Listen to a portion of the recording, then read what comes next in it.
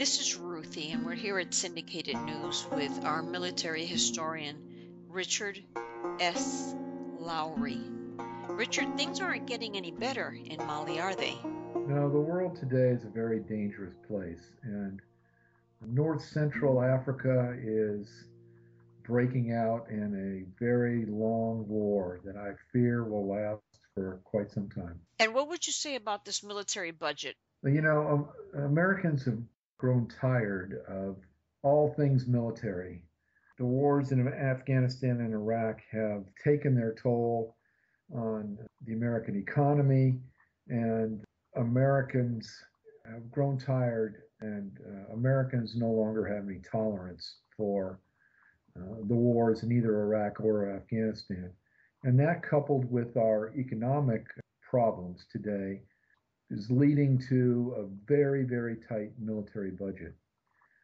It's time that we think about where we can get the best bang for our buck in military equipment and personnel.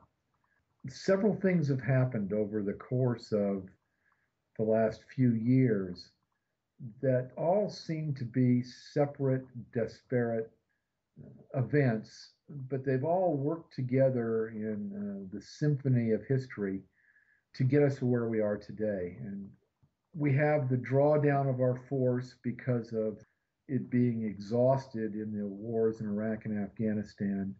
Then we had the Arab Spring, and with the Arab Spring came the uprising against Muammar Qaddafi.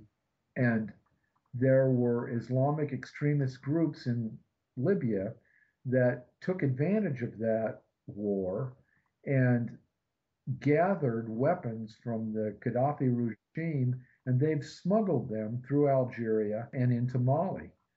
And then with the Afghan and Iraqi wars, we have pretty much ejected Al Qaeda from Iraq and then Afghanistan. And they needed to find another place as an operating base. And they selected the Saharan desert in the middle of Mali, in a vast wasteland, and they've built up and reconstituted themselves there. They were rearmed by the weapons that I just mentioned that were smuggled in from the Gaddafi regime. And now they're attempting to take the nation of Mali and to keep it as a safe haven for Al Qaeda. In the last week, French forces have gone in and first tried to defeat them from the air, which was unsuccessful, and now have moved 2,500 troops into Mali to fight Al Qaeda in the Islamic Maghreb, which is their name, to fight them on the ground and defeat them. This is going to be a long fight. It won't be a couple of weeks, as the French predict.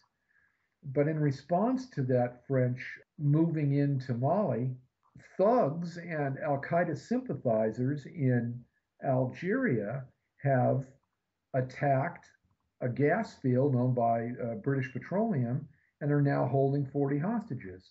So, because of our budget constraints, we as Americans, our military has their hands tied. We do not have the resources today to go in and easily mount a rescue mission for those American hostages that are in Algeria. And one of the reasons is the lack of funding for resources and equipment for what has been known as our Marine Expeditionary Units. We need 38 ships to have a real 911 force in the world, and there's nearly not enough money in the amphibious Navy or Marine Corps' budget to have those 38 ships and manned and equipped by Marines. Yet they provide the best bang for the buck. They can do rescue missions, they can rescue down pilots, they can go to embassies and provide assistance when they're under attack. Had Mew been available on 9/11 of last year, our ambassador would be alive today. They would have been able to go in and rescue him. If there was one available today in the Mediterranean, we could easily mount a rescue attempt for the Americans that are being held captive now in Algeria. So I would beg Americans to closely take a look at how our military dollars will be expended in the future. And I'm confident that if people take a serious look at what is going on in our military, they will find that they will get the best economy of force for America from the Navy amphibious fleet and our United States Marine Corps. Well, thank you, Richard. I really appreciate that. And the only other thing that I wanted to mention is that case with Orly Tates has been given a date, February 15th. John Roberts has granted it a full Supreme Court conference. That's that case where they want President Obama's records looked at.